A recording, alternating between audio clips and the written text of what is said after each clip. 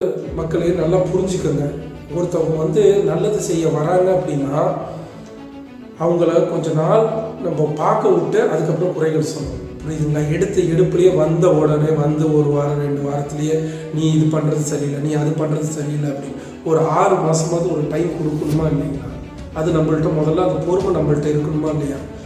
அந்த 6 மாதம் ஒத்துழைப்பு கொடுத்துட்டு அதுக்கப்புறம் நீங்கள் தப்பை சுட்டி காட்டுங்க. நானே சுட்டி காட்டுவேன், ஓகேங்களா? நானே ஒவ்வொரு தவறையும் சுட்டி காட்டுவேன். இவங்க இப்படி பண்ணிக்கக்கூடாது, செய்யக்கூடாது அப்படின்னு சொல்லிட்டு. ஆனால் எடுப்புலையே இப்போ தான் அவங்க இதுக்கு முன்னாடி ஆட்சி அமரவும் இல்லை, ஆட்சி கட்டணம் உட்காந்தது கூட ஒரு வேளை ஆட்சி கட்டணம் இதுக்கு முன்னாடி ஒரு 5 வருஷம் 10 வருஷம் ஆட்சி செஞ்சுருந்தாங்கன்னா ஒரு அனுபவம் இருக்கும், அவங்க எப்படி பண்ணணும் எல்லாமே தெரியும். ஆனால் இவங்க இப்போ தான் முதல்ல அரசியலில் ஆட்சி அமைஞ்சிருக்காங்க. இவங்க கற்றுக்கிறதுக்கே 1 மாதம் 2 மாதம் ஆகும் இதில் இருக்கக்கூடிய விஷயங்கள் எல்லாம் தெரிஞ்சுக்கிட்டு போகிறதுக்கு. அப்படிங்கும்போது இவங்களுக்கு ஒரு டைம் கொடுக்கணும். ஒரு 6 மாதம் இவங்க கூட நம்ம ட்ராவல் பண்ணி அதுக்கப்புறமும் இவங்க தொடர்ந்து தவறுகள் செய்யும் பட்சத்தில் நம்ம தண்டிக்கலாம்.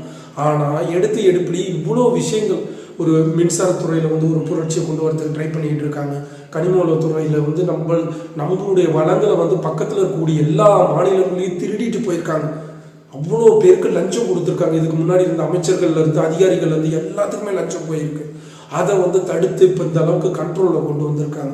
ஒரு சைடு அறநிலையத்துறை, அதாவது ஒரு முஸ்லீம் தர்காலையோ இல்லை ஒரு கிறிஸ்டின் ஒரு சர்ச்சுக்கோ எங்கேயாவது நம்ம காசு கொடுத்து போயிருக்கோமா? சொல்லுங்க பார்ப்போம். எங்கேயாவது காசு கொடுத்து போயிருக்கோமா? இலவசமாக உள்ளார போயிட்டு இலவசமாக ஆண்டவரை பார்த்துட்டு வரலாம். ஆண்டவரை பார்க்கறதுக்கு எதுக்குங்க காசு? ஆண்டவரை பார்க்கறதுக்கு எதுக்கு காசு? எதுக்கு இந்த 4000? யாருக்கு இந்த 4000? எதுக்கு இப்படி பிச்சை எடுத்துக்கிட்டு இருக்காங்க? தயவு செஞ்சு இதெல்லாம் கொழுத்து போயிருந்துருக்காங்க. இவ்வளோ நாளாக இதை பண்ணிக்கிட்டு இருந்திருக்காங்க. இப்போ தான் ஒன்று பிடிக்க ஆரம்பிச்சிருக்காங்க. ஒவ்வொரு துறையாக இருக்குது. அடுத்த கல்வித்துறையில் போய் ஒவ்வொரு ரைடு ஒவ்வொரு பள்ளிகளில் போய் பார்க்கும்போது தான் தெரிய போகுது எத்தனை பள்ளிகளை அங்கீகாரம் வாங்கியிருக்கு, வாங்கலை, எல்லாமே இப்போ ரைடு போய்கிட்டு இருக்கும். இதுக்கப்புறம் தான் அதே மாதிரி பேருந்துகள் எப்படி முறையாக இயங்கிக்கிட்டு இருக்கா, பள்ளி பேருந்துகள், கல்லூரி பேருந்துகள் எல்லாத்தையும் ரைடு பண்ணும்போது தான் தெரியும். ஒன்று ஒன்றா தாங்க கதை நம்ம பார்க்கணும். எதாவது இப்போ அதே சமயத்தில் பார்த்தோன்னா